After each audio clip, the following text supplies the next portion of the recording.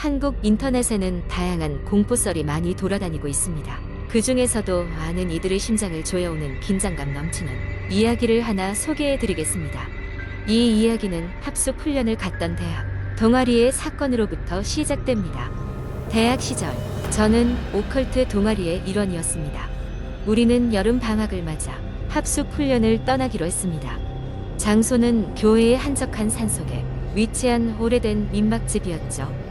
그곳은 70년대에 지어진 건물이라 낡고 군데군데 허름한 느낌이었지만 동아리 특성상 오히려 그런 점이 더 매력적이었습니다. 첫날, 우리는 시간을 보내며 어두워질 때까지 즐겁게 놀았습니다. 밤이 되자 모두 홀로 2층에 있는 방으로 돌아가 취침 준비를 했습니다. 방은 여러 개였지만 저는 혼자 쓰기로 했습니다. 외부 불빛이 거의 닿지 않는 산속이어서 창문 밖은 칠흑 같았습니다. 바람이 창살 사이로 윙윙대며 불어오고 이상할 정도로 습한 냄새가 방 안을 감싸고 있었습니다. 그날 밤 저는 깊은 잠에 빠져 있었는데 갑자기 차가운 바람 같은 것이 얼굴에 닿는 느낌에 깨어났습니다. 정신을 차리니 방 안이 이상한 침묵으로 가득 차 있었고 기묘한 기운이 맴돌고 있었습니다. 몸을 돌려 벽 너머를 보았는데 누구인지 모를 형체가 벽에 기대 서 있는 것이 보였습니다. 처음에는 동아리 친구 중 누군가가 장난을 치는 것이라고 생각했습니다. 그러나 그 형체는 광택 없는 검은 무언가로 사람이라고 하기에는 이상한 모습이었습니다. 더구나 벽에 그림자조차 지지 않았습니다. 식은땀이 나기 시작했습니다. 저는 그 형체를 피하려고 뒤로 물러났지만 몸이 마치 마비된 듯 움직이지 않았습니다. 심장 소리가 귀에 콩콩 울렸습니다. 그 순간 그 형체가 서서히 저를 바라보기 시작했습니다. 눈이라고 하기엔 너무 어두운 구멍이 두 개 뚫려 있었고 가만히 있던 입이나 다름없는 틈이 서서히 좌우로 벌어졌습니다. 무언가 말하려는 듯이 보였지만 아무 소리도 들리지 않았습니다. 저는 강한 공포에 질려 눈을 질끈 감았습니다. 모든 것이 사라졌으면 하는 마음으로 눈을 떴을 때 그 형체는 흔적도 없이 사라져 있었습니다. 저는 그때야 비로소 몸을 움직일 수 있었고 황급히 방을 나가 복도를 뛰어다녔습니다. 다행히 새벽이라 아무도 자고 있지 않았습니다. 모두를 깨우고 방금 전에 일어난 일을 설명했지요. 다음날 우리는 민박집 주인 아저씨에게 이야기를 전했습니다. 아저씨는 잠시 머뭇거리다가 오래전 이 집에서 같은 사건을 겪은 사람들이 몇 있었다고 말씀해 주었습니다. 그 분들은 이후로 다시 여기를 찾아오지 않았다고 했습니다. 우리는 더 이상 그곳에 머물 자신이 없어 합숙을 포기하고 서둘러 학교로 돌아왔습니다. 그때 이후로 그 형체는 다시 나타나지 않았지만 가끔씩 꿈속에 어렴풋이 그 모습이 나타나곤 했습니다. 과연 그 형체의 정체는 무엇이었을까요? 합숙을 포기하지 않았더라면 더 끔찍한 일이 이어졌을 것이라고 믿습니다. 이 이야기는 시간이 지나며 인터넷을 통해 널리 퍼지게 되었고 한동안 우리 동아리의 전설이 되었습니다. 아무도 그 민박집에 다시 가보지 않았지만 가끔씩 동아리 신입 회원들에게 이 이야기를 들려주고 불의 적신 마음을 달래기도 했습니다. 진실은 아무도 모릅니다. 하지만 그날의 공포는 아직도 선명히 저희 기억 속에 자리 잡고 있습니다. 두 번째 이야기. 어느 늦은 밤 서울 외곽의 작은 마을에 사는 대학생 영민은 학교에서 늦게까지 과제를 마치고 집으로 돌아가고 있었다. 그날따라 지하철은 유독 한산했고 마지막 열차를 타고 내려 한적한 주택가로 향하는 길은 정막 그 자체였다. 가로등의 희미한 불빛만이 길을 비추고 있었고 바람이 솔솔 불어오는 밤 공기에선 약간의 서늘함이 감돌고 있었다. 영민은 평소처럼 지름길로 작은 언덕길을 걸었다. 그 길은 낮에는 아름다운 경치를 자랑하지만 밤에는 어둡고 으스스하기로 유명한 곳이었다. 친구들 사이에서는 그 길의 귀신 이야기가 돈 적도 있었지만 영민은 그런 이야기를 대수롭지 않게 여겼다. 그냥 사람들이 겁을 주려고 만든 이야기일 뿐이라고 생각했다. 좁은 길을 걷다 보니 주변에 아무도 없는 게 아닌가. 게다가 발걸음 소리도 이상하게 울리는 것 같았다. 신경을 쓰지 않으려고 하지만 자꾸만 뒤를 돌아보게 되는 상황이었다. 그때 어딘가에서 가느다란 속삭임이 들려왔다. 여기서 길을 잃으셨나요? 깜짝 놀란 영민은 주위를 둘러보았지만 도저히 어디서 소리가 나는지 알 수 없었다. 목소리는 마치 공기 중에 녹아드는 것처럼 희미하고 소름 끼치는 톤이었다. 무언가 이상하다는 느낌에 그는 발걸음을 재촉했다. 그런데 갑자기 길 안내판이 보였다. 오래된 숲길이라는 방향을 가리키고 있었다. 영민은 이 안내판을 본 적이 없었다. 분명히 이 길에는 숲으로 통하는 길이 없었는데 어디선가 걸어온 이상한 길처럼 느껴졌다. 그는 순간적으로 오싹해졌지만 호기심을 참을 수 없었다. 평소에는 보이지 않던 길이 생겼다는 것 자체가 미스터리였다. 그는 조심스럽게 그 길로 들어섰다. 길은 좁았고 양옆으로 나무들이 울창하게 서 있었다. 달빛조차 나뭇잎에 가려 거의 보이지 않을 정도였다. 그때 다시 그 목소리가 들려왔다. 뒤를 돌아보세요. 영민은 심장이 멎는 것 같은 기분이었지만 발걸음을 멈추고 뒤를 돌아봤다. 놀라운 광경이 눈앞에 펼쳐졌다. 아무것도 보이지 않았던 숲 사이로 희미한 빛들이 반짝거리고 있었다. 마치 무수히 많은 반딧불이 들이춤을 추는 것 같았다. 그 빛들은 영민을 향해 다가왔고 그 안에서 사람의 형체가 서서히 나타나기 시작했다. 두려워하지 마세요. 그 목소리는 이제 조금 더 분명하게 들렸다. 형체는 점차 선명해져갔고 영민 앞에 놀린 흰 옷을 입고 얼굴이 잘 보이지 않는 사람이 서 있었다. 그 사람은 얼굴을 가리곤 살짝 웃으며 말했다. 오래전 이곳에서 길을 잃은 여행자입니다. 당신도 길을 찾기 어려우신가요? 영민은 온몸이 얼어붙은 듯 꼼짝도 할 수 없었다.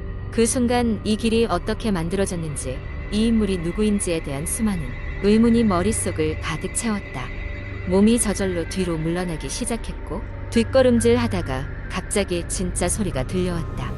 휴대폰에서 알림이 울린 것이었다. 놀란 영민은 정신을 차리고 휴대폰을 확인했다. 친구에게서 온 메시지였다. 영민아, 무슨 일이 있어도 그 길에 가지 마. 너도 옛날 이야기 들었지? 거긴 가면 안 돼. 순간 그는 깨달았다. 친구들이 가끔 장난삼아 하던 얘기가 현실이 되었을지도 모른다는 생각이 스쳤다. 그는 정신없이 뒤돌아뛰기 시작했다. 뒤에서 들려오던 속삭임은 점점 멀어져갔고 다시 정상적인 길이 보이기 시작했다. 마침내 집에 도착했을 때 영민은 자정이 가까운 시간을 확인하고 깊이 숨을 내쉬었다. 그는 무사히 집에 돌아온 것만으로도 다행이었다. 다음 날 아침 영민은 그 일이 꿈이었는지 현실이었는지 구분할 수 없었다.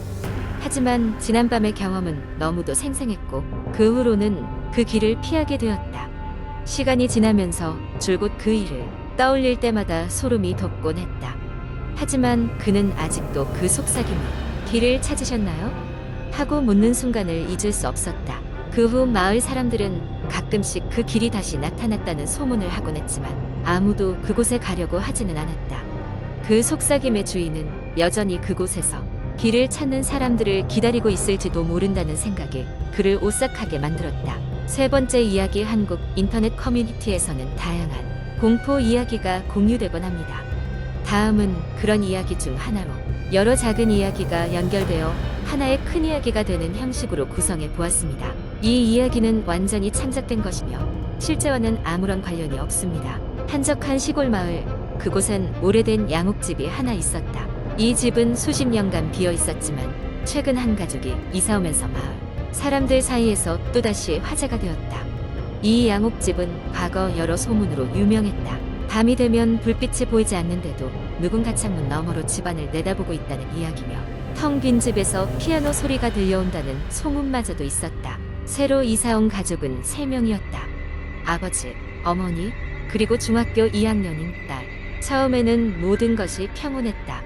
가족은 낡은 집을 새롭게 꾸미느라 분주했고 마을 사람들도 그들의 일상에 별다른 문제가 없다는 듯 보였다. 그러나 이사한 지 한 달쯤 되었을 때 딸아이가 이상한 이야기를 하기 시작했다. 엄마, 어젯밤에 2층에서 누가 피아노를 치고 있었어.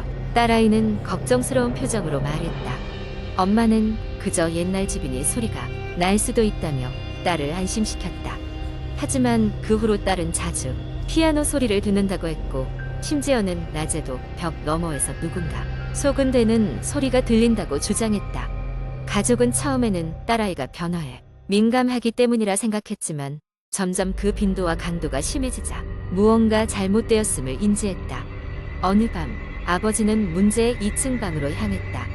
딸아이가 계속 소리가 난다고 주장하던 그 방이었다. 문을 열자마자 싸늘한 공기가 아버지를 맞이했다. 방 안은 아무도 살지 않았던 것처럼 먼지가 쌓여 있었고 창문 틈 사이로 달빛만이 아련히 비추고 있었다. 그런데 아버지가 방을 돌아보던 중 방 한쪽 구석에서 오래된 피아노 하나를 발견했다. 이사할 때는 보지 못했던 피아노였다. 피아노 위에는 바스락대는 소리와 함께 빨간색으로 무언가가 적혀 있었다. 악보를 찾아라라는 글이었다. 아버지는 즉시 가족에게 내려와서의 사실을 전했다. 이튿날 가족은 피아노를 치우기로 결정했다. 그러나 지역 수집가와 수리공들에 의하면 그 피아노는 없는 것이나 마찬가지라고 했다. 그들이 올 때마다 피아노만은 보이지 않았던 것이다. 가족은 점점 피로감과 불안을 느꼈다. 그리고 딸은 점점 더 자주 꿈속에서 누군가 그녀를 부른다고 호소했다. 꿈속의 인물은이 집을 떠나지 않으면 너희 가족에게 무슨 일이 일어날 거야 라고 경고했다. 그날 이후로 딸은 바위에 눌리듯 꿈속 인물을 보게 되었다. 가족은 모든 방법을 동원해 이 상황을 해결하고자 했다. 주술적인 도움을 요청하기도 했고 심지어 집 안 곳곳에 카메라를 설치해보기도 했다. 그러나 카메라에는 아무 변화가 잡히지 않았고 주술사들은 이 집에는 강한 기운이 있다고만 할 뿐이었다. 궁극적으론 이 상황을 견딜 수 없었던 가족은 마침내 집을 떠나기로 결정했다. 그들이 떠난 날 마을에서는 묘한 일이 벌어졌다. 아무도 살지 않는 그 집의 창문에서 불빛이 새어나왔기 때문이다. 그리고 그날 밤 마을 사람들은 분명히 들을 수 있었다. 멀리서 피아노 소리가 은은하게 퍼져나가는 것을. 그 이후로 그 집은 다시 비어 있었고 누구도 그 집에 들어가려 하지 않았다. 아직도 그 옛 양옥집에는 아직 풀리지 않은 비밀이 감춰져 있는 듯 사람들의 이야기는 계속되었다. 어쩌면 그 집은 여전히 무언가를 기다리고 있는지도 모를 일이다. 마을 사람들은 여전히 밤이 되면 그 집 근처를 지날 때 피아노 소리를 귀담아 듣곤 한다. 그 소리가 들릴 때마다 그들은 어떤 이가 그 집에 오랫동안 남아있던 악보를 찾으려 애쓰고 있는 건 아닐까 생각하곤 했다. 그리고 이야기는 그렇게 전해지며 다가오는 세대에게 공포로 남아 계속될 것이다.